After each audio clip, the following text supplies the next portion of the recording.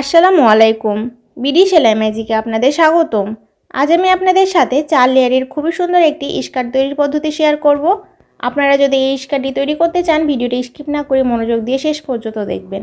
এই স্কার্টটি তৈরির জন্য আমাদের 4টা পার্ট লাগবে। এটা প্রথম পার্ট, এটা দ্বিতীয় পার্ট, এটা তৃতীয় পার্ট এবং এটা হচ্ছে চতুর্থ পার্ট। এই কাপড়গুলো আপনারা কিভাবে কাটবেন তার জন্য আপনাদের মাপটা বুঝতে হবে। তো এখানে আমি মাপটা খাতায় লিখে নিয়েছি, আমি আপনাদের বুঝিয়ে দিচ্ছি। আপনাদের লম্বার মাপ নিতে হবে এবং এটা হচ্ছে ক্যালকুলেশন করতে হবে এবং চওড়ার মাপ নিয়ে ক্যালকুলেশন করতে হবে। তো লম্বার মাপ, তো আপনারা যতটুকু লম্বা নেবেন তাকে 4 দ্বারা ভাগ করবেন। আমাদের স্কার্টটির লম্বার মাপ হচ্ছে 38, তো 38কে আমরা 4 দ্বারা ভাগ করব, যেহেতু এটা আমাদের 4টা পার্টে হবে, তাহলে 9.5 আসবে।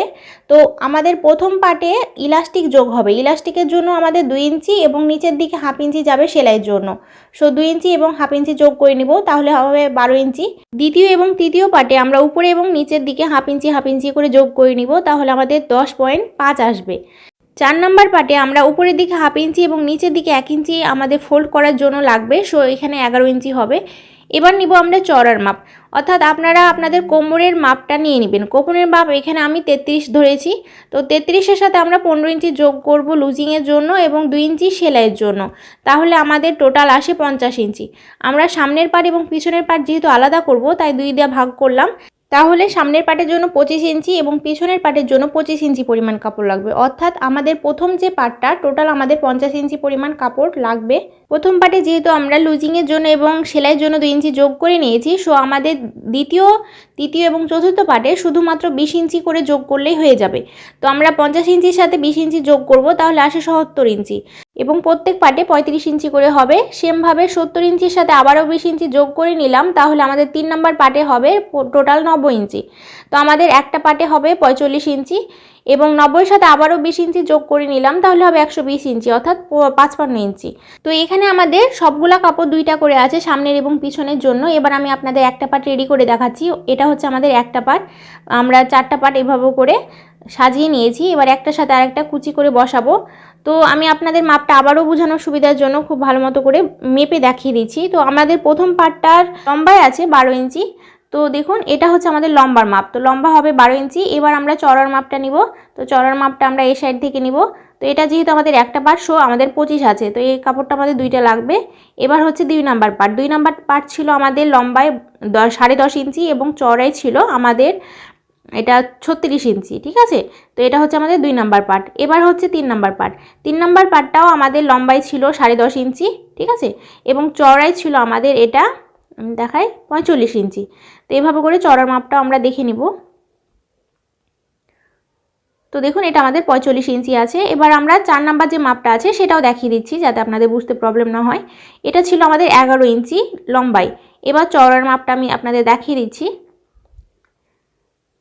তো চওড়াই আমাদের 55 ইঞ্চি, ঠিক আছে। তো এভাবে করে আমরা সবগুলা কাপড় রেডি করে নিব। তো এটা হচ্ছে আমাদের প্রথম পার্ট। প্রথম পার্টটা আমরা এভাবে করে 2 ফোল্ড করে ভাঁজ করব, তারপরে মিডিল পয়েন্টটা এভাবে করে বের করে নিব। তো এটা হচ্ছে আমাদের মিডিল পয়েন্ট, আমি আপনাদের চকের সাহায্যে দেখিয়ে দিচ্ছি। এটা হচ্ছে আমাদের মিডিল পয়েন্ট, ওকে। এবার আমাদের 2 নাম্বার যে পার্টটা আছে সেটা নিতে হবে এবং সেমভাবে আমাদের মিডিল পয়েন্ট বের করতে হবে। তো এই কাপড়টাকেও আমরা এভাবে করে 2 ফোল্ড করে ভাঁজ করব। এবার মিডিল পয়েন্টে একটা কাট বসিয়ে নিব। এবার আমাদের এই যে দেখুন প্রথম পার্টের মিডিল পয়েন্টের সাথে দ্বিতীয় পার্টের মিডিল পয়েন্টটা এইভাবে করে খুব ভালো মতো করে মিলিয়ে বসার পর আমরা পিন দিয়ে আটকে নিব, তাহলে আমাদের 2 সাইডেই কুচি গলা একদম সমান হবে, ঠিক আছে।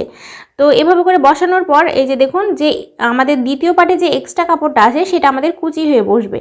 এবার আমরা এটা হচ্ছে কুচি কুচি করে পুরাটা লাগিয়ে নিব। আপনারা একটু লক্ষ্য করুন তাহলে বুঝতে পারবেন।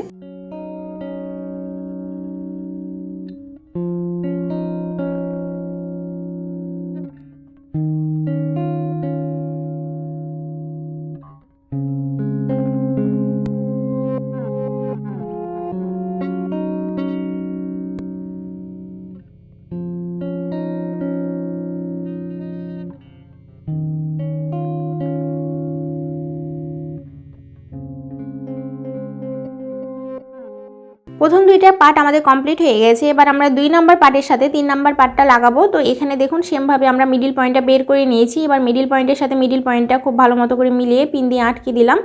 এবার আমরা এই যে যতটুকু এক্সট্রা কাপড় আছে সেটা কুচি কুচি করে পুরো কাপড়টা বসিয়ে নিব।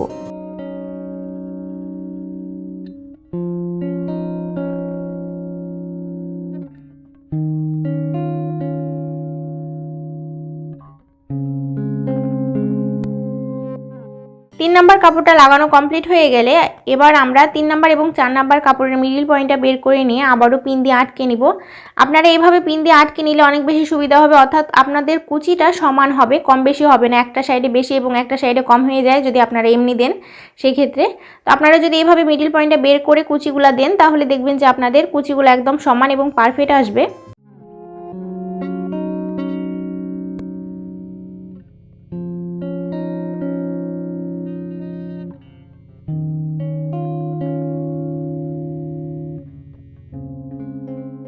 দুইটা পার্ট রেডি করে নিয়েছি। তো একটা হচ্ছে সামনের পার্ট, একটা হচ্ছে পিছনের পার্ট। এবার একটা পার্টের উপর আরেকটা পার্ট আমরা উল্টো করে বসাবো। এই যে দেখুন একটা পার্ট নিলাম, এবার এই পার্টের উপর এই পার্টটা এইভাবে করে উল্টো করে বসিয়ে নিব। তারপর সাইড বরাবর খুব ভালো মতো করে মিলিয়ে নেওয়ার পর উপর থেকে একদম নিচ পর্যন্ত আমরা সেলাই করে নেব। তো দুইটা সাইডেই আমরা নিচ পর্যন্ত সেলাই করে নিচ্ছি। তো দেখুন দুইটা পার্ট আমরা খুব ভালো মতো করে মিলিয়ে নিলাম। এবার উপর থেকে একদম স্ট্রেট করে শেষ পর্যন্ত সেলাই করে নিব। তো আমি আপনাদের একটা সাইড সেলাই করে দেখাচ্ছি, আপনারা সেমভাবে দুইটা সাইডই সেলাই করে নেবেন।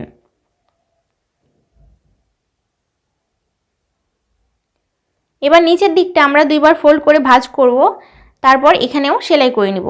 তো পুরোটা আমরা এইভাবে করে সেলাই করে নিচ্ছি। এবার উপরের দিকে আমরা বেল্ট লাগাবো। তো উপরের দিকে যেহেতু আমাদের বন্ধ কাপড় আছে, সো এখানে আমাদের উল্টানো দরকার নেই। আপনাদের যদি কাটা কাপড় থাকে সেক্ষেত্রে আপনারা একবার ফোল্ড করে প্রথমে ভাঁজ করে নেবেন। এবার ইলাস্টিক ইনসাইড করার মতো জায়গা রেখে আপনাদের এটা সেলাই করতে হবে।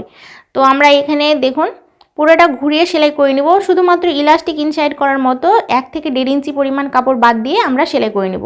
তো দেখুন এইটুকু কাপড় আমরা বাদ রেখে পুরোটা ঘুরিয়ে সেলাই করে নিয়েছি। এবার আমরা একটা ইলাস্টিক নিয়েছি। এবার ইলাস্টিকের মাপটা দেখাচ্ছি।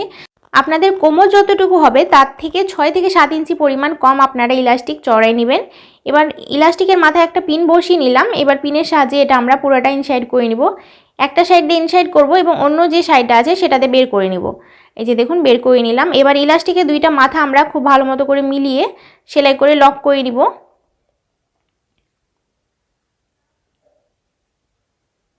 তো দেখুন লক করা হয়ে গেছে। এবার আমরা ইলাস্টিকটা যে গ্যাপটা রেখেছিলাম সেই গ্যাপটা এভাবে করে সেলাই করে আটকে নিব। এবার আমরা ইলাস্টিকটা এভাবে করে 2 হাত দিয়ে টানবো, তাহলে আমাদের ইলাস্টিকটা সমান হয়ে যাবে। এবার ইলাস্টিকের একদম মাঝ বরাবর একটা সেলাই করে নিব। তো ইলাস্টিক এবং কাপড়টা এভাবে টেনে টেনে আপনাদের সেলাই করতে হবে, না হলে আপনারা পরতে পারবেন না। ইলাস্টিকটা লাগানো হয়ে গেলে আপনারা 2 হাত দিয়ে ইলাস্টিকটা এভাবে টানবেন, বড় হলে এটা হচ্ছে পারফেক্ট। তো দেখুন আমাদের স্কার্টটা কমপ্লিট হয়ে গেছে, দেখতেই পাচ্ছেন এটা কতটা সুন্দর দেখাচ্ছে। আপনারা অবশ্যই ট্রাই করবেন এবং কেমন হয়েছে আমাকে কমেন্টে জানাতে একদমই ভুলবেন না। এবং নতুন নতুন আপডেট ভিডিও পাওয়ার জন্য আমার চ্যানেলটা সাবস্ক্রাইব করে আমার চ্যানেলের সাথেই থাকবেন। আজকের মতো এ পর্যন্তই। আমার পরবর্তী ভিডিও দেখার আমন্ত্রণ রইল। আসসালামু আলাইকুম।